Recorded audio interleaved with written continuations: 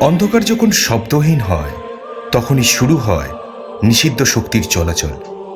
রাতের নিস্তব্ধতা ভেঙে যখন অদৃশ্য কিছু নড়ে ওঠে তখনই শুরু হয় নিষিদ্ধ শক্তির জাগরণ। আজ আমরা পা রাখছি সেই পর্দার আড়ালে। এখানে প্রতিটি শব্দ একটি সতর্ক বার্তা, আর প্রতিটি ছায়া এক একটি গোপন শক্তি। যেখানে আলো পৌঁছায় না আর ছায়াই বলে আসল গল্প। স্বাগতম নিষিদ্ধ মন্ত্রের ছায়া সিজন 1। নিশ্চিত মৃত্যুর দোরগোড়াতে দাঁড়িয়ে আমার এই লেখা, আর যখন আপনারা এই লেখাটা পড়বেন তখন হয়তো আমি এই জগৎ সংসারের মায়া ত্যাগ করে অন্য কোনো জগতে পাড়ি দেব। আমি জয়ন্ত রায়, কলকাতায় একটা নামী কোম্পানিতে কাজ করি। কাজের সূত্রে অনেক বিচিত্র জায়গায় যেতে হয় আমাকে। আমার এই গল্প শুরু মাস তিনেক আগে, যখন অফিসের একটি কাজে আমি কুচবিহারের জিরাপুর গ্রামে গিয়েছিলাম। কুচবিহারে পৌঁছে জিরাপুর যেতে বিকেল গড়িয়ে প্রায় সন্ধে হয়ে গেল। টেম্পোটা আমাকে যেখানে নামালো সেইখান থেকে একটা ভাঙা সুড়িপথ ধরে আমি আবার হাঁটা দিলাম। চারিদিকে বুনো ফুলের গন্ধ আর ঝিঝি পোকার ডাকের মধ্যে দিয়ে মোবাইলের টর্চ জ্বালিয়ে যখন ফরেস্ট বাংলোর দরজায় পৌঁছালাম, দেখলাম দরজার সামনে একদম একজন লম্বা ফর্সা সুঠাম চেহারার বছর 35-এর একটি লোক হাসি মুখে দাঁড়িয়ে আমার জন্য। নমস্কার বাবু, আমি মাধব সিংহ, বাংলোর কেয়ারটেকার কাম কুক। রাতের খাবার তৈরি আছে, আপনি হাত মুখ ধুয়ে এসে খেয়ে নিন, কেমন? ঘরের খোলা জানালা দিয়ে বাইরে ঘন অন্ধকারের মধ্যে দূরে একটা পাহাড় দেখা যাচ্ছে। জঙ্গল আর পাহাড় মিলিয়ে জায়গাটা বেশ খাসা। তাড়াতাড়ি ফ্রেশ হয়ে ডিনার করতে গেলাম। এরই মধ্যে হঠাৎ লোডশেডিং হয়ে গেল। বাবু, এইখানে রাতে মাঝে মধ্যেই লোডশেডিং হয়। রাতে বাইরে বেরোবেন না, পাহাড়ি চিতা বেরোয়। আমি পাশের ঘরেই আছি, কিছু দরকার হলে আমাকে ডাকবেন। একটা দমকা হাওয়ায় মেহগনি কাঠের তৈরি রাইটিং ডেস্কটার উপরে রাখা মোমবাতি দুটো নিভে গেল, আর সঙ্গে বাইরে মেঘের গর্জন শুরু হয়েছে, আর জোরে বইছে জুলু বাতাস। স্তব্ধ নিথর চারিপাশ।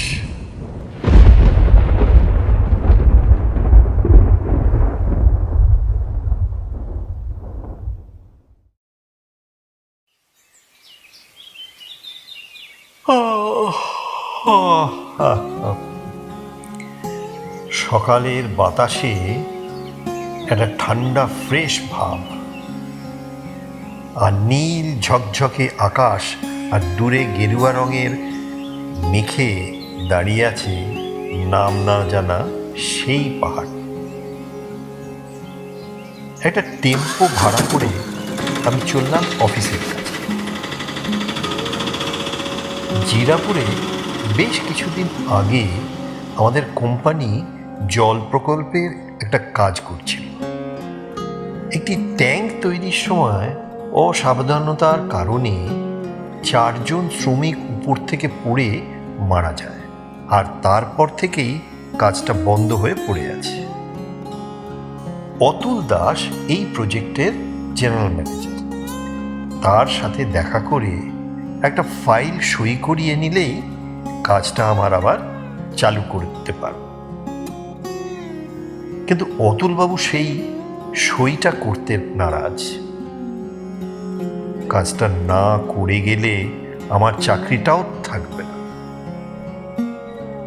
অফিস থেকে আমার উপর চাপ বাড়তেই থাকলো। কিভাবে ওনাকে দিয়ে কাজটা করব এই সব সাত পাঁচ ভাবছি, এমন সময় হঠাৎ মাধব বলে উঠল, চিন্তা করবেন না বাবু, আপনার কাজটা হয়ে যাবে। কোন কাজটা হয়ে যাবে মাধব? কেন, অতুল বাবুর কাজটা বাবু। কিন্তু তুমি জানলে কি করে এইসব কথা? তারও একটা উপায় আছে বাবু, এই কিছুক্ষণ সময় লাগবে। না না না, তুমি তুমি সব কিছু বলো, বুঝলে? আমি শুনবো, আমি মন দিয়ে শুনবো, বলো। মাকে আমি এই ছোটবেলা থেকে খুব ভালোবাসতাম। রোজ রাতে বাবা মদ খেয়ে এসে মায়ের উপর কি নির্মম অত্যাচার করত। আর সকালে বাবা চা বাগানের কাজে চলে গেলে মা এই ছাদের চিলেকোঠার ঘরটায় একটা মুন্ডহীন নীল বর্ণের একটা ভয়ঙ্কর মূর্তি পুজো করত। এরপর হঠাৎই একদিন মা নিরুদ্দেশ হয়ে যায়। অনেক খুঁজেও মাকে কোথাও পাওয়া গেল না। এর কিছুদিন পর এক মর্মান্তিক দুর্ঘটনায় বাবা চিতাবাঘের হাতে প্রাণ হারায়। এর কিছুদিন পর একদিন রাতে আমাদের বাড়ির ভিতরেও আবার চিতাবাঘ আসে। নিশ্চিত মৃত্যুর মুখে পড়ে প্রাণপণে মাকে স্মরণ করি। হঠাৎ আমার কানের সামনে আমার মায়ের গলা শুনতে পাই, ফিরে আয় বাঘা, ওকে ছেড়ে দে। বাঘটা নিমেষে আমার চোখের সামনে থেকে মিলিয়ে যায়। সেই দিন মা আমাকে বলে, শোন বাবা মাধব, আমি মাসান ঠাকুরের পূজা করতাম। উনার আদেশ পেয়ে আমি বাড়ি ছেড়ে অনেক দূরে শ্মশানে সাধনার কাজ শুরু করি। সাধনার শেষ দিন আমার একটা ছোট ভুলে আমার প্রাণহানি ঘটে। আজকে এই জগতের সব শক্তি আমার হাতে আছে, কিন্তু আমি আর তোর মা হয়ে তোর কাছে ফিরে যেতে পারবো না বাবা। কিন্তু কোনো প্রয়োজনে আমাকে ডাকলে আমি আসবো তোর কাছে বাবা। এই বলে মা সেদিন চলে গিয়েছিল, আর আমাকে বলে গিয়েছিল জঙ্গলে তার থাকার জায়গাটা। এছাড়া মা আরো কিছু শক্তি বিগত কিছু বছর ধরে আমার মধ্যে দিয়েছে। ওই তার একটির বলেই আমি আপনার মনের কথা জানতে পেরেছি বাবু। নির্বিকার হয়ে শুনছিলাম মাধবের কথাগুলো। মাধব আবার বলল, আজকে রাতে আপনি আমার সাথে চলুন মায়ের কাছে, আপনার সব সমস্যার সমাধান হয়ে যাবে। রাতের খাবার খেয়ে বার হলাম জঙ্গলের পথে মাধব সিংহের সাথে। শেষমেশ যেখানে এসে উপস্থিত হলাম সেটা একটা পাহাড়ের পাদদেশ। একটা ছোট্ট সুড়িপথ থেকে কোনো রকমে উঠে এসে দেখি একটা বেশ বড় চাতা, আর তার সামনে একটা ছোট্ট গুহার মতো। কতগুলো পোড়া কাঠ এলোমেলো হয়ে পড়ে আছে। চোখে নিমেষে কি মন্ত্র বলে কাঠগুলো একে অপরের উপর খাড়া হয়ে দাঁড়িয়ে দাও দাও করে জ্বলে উঠল। আর ঠিক তার পিছনে একটা আলোর বলয় সৃষ্টি হল এবং এক ধ্যানরত নারী মূর্তিকে দেখতে পেলাম। চোখের নিমেষে ওই নারী মূর্তি এক বীভৎস কঙ্কালে পরিণত। চোখ দুটির জায়গাতে দুটি দীর্ঘ গহ্বর, মুখের ভিতর দিয়ে একটা সরু কাঁটা জিভ বারবার বের হয়ে আসছে। মাধব আমার ঠিক কানের পাশে বলল, বাবু, মায়ের কাছে আপনার মনোবাঞ্ছা বলুন। হাত জোর করে মাকে বললাম, মা, আমার কাজটা সম্পূর্ণ করে দাও।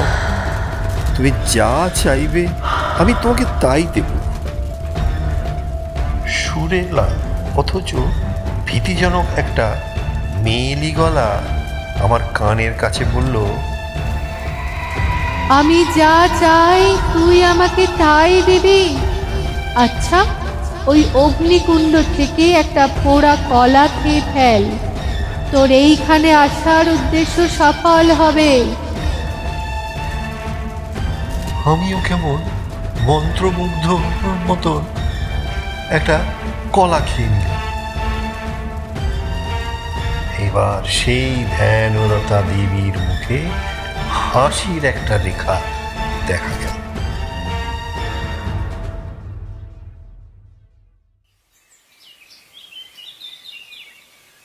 বাবু, চোখ খুলুন, সকাল হয়ে গেছে। ঘুম জড়ানো চোখ খুললাম। বাবু, কাল রাতে অতুল বাবু চিতাবাঘের কবলে পড়ে মারা গেছেন। আপনার কাজটা হয়ে গেছে, কিন্তু আপনি যে মাকে কথা দিয়েছেন, মা যা চান আপনি তাই দেবেন। এই কাজটির জন্য আপনাকে যে মূল্য দিতে হবে বাবু। কি মূল্য দিতে হবে আমাকে? আমি মাধবকে জিজ্ঞাসা করলাম। অকালে অপঘাতে মৃত কোনো শব দাহ করার পর যে ছাইটুকু পড়ে থাকে, সেটাই হচ্ছে মাসানের মূল উপাদান। সেই ছাই যদি বিশেষ তান্ত্রিক প্রক্রিয়ায় শোধিত হয়, তবে তা হয়ে দাঁড়ায় অব্যর্থতম মৃত্যুবার। আমার মাকে এই পৃথিবীতে ফিরিয়ে আনতে গেলে এমনই 108টি লোকের প্রাণ চাই, যারা নিজের ইচ্ছায় প্রাণ দিতে রাজি হবে। আপনি তো কালই সেই ছাই মাখানো কলা খেয়ে সংকল্প করেছেন, যতক্ষণ না স্বয়ং মৃত্যু এসে আপনার প্রাণ হরণ করছে, আপনার অশেষ কষ্টের হাত থেকে মুক্তি নেই। সেই মন্ত্রপুত ছাই আপনার পেটে বসে থাকবে আর বিষ সঞ্চার করবে আপনার সারা শরীরে। আপনাকে ঘুমোতে দেবে না, উঠতে দেবে না, বসতে দেবে না। আপনার স্বপ্নে উঠে আসবে নরকের বিভৎস ভয়ঙ্করতম পুঁতি গন্ধময় নির্মম দৃশ্যাবলী। আপনি কলকাতায় ফিরে যান বাবু, আপনার মৃত্যু আসন্ন। মাধব এই বলে আমার চোখের সামনে আস্তে আস্তে তার মাথা থেকে উড়ে যেতে থাকে ছাইয়ের কণা। প্রথমে ধীরে ধীরে, তারপর দ্রুত, আস্তে আস্তে মাধবের দেহের শেষ কণাটুকু মিশে যায় জঙ্গলের শীতল বাতাসে।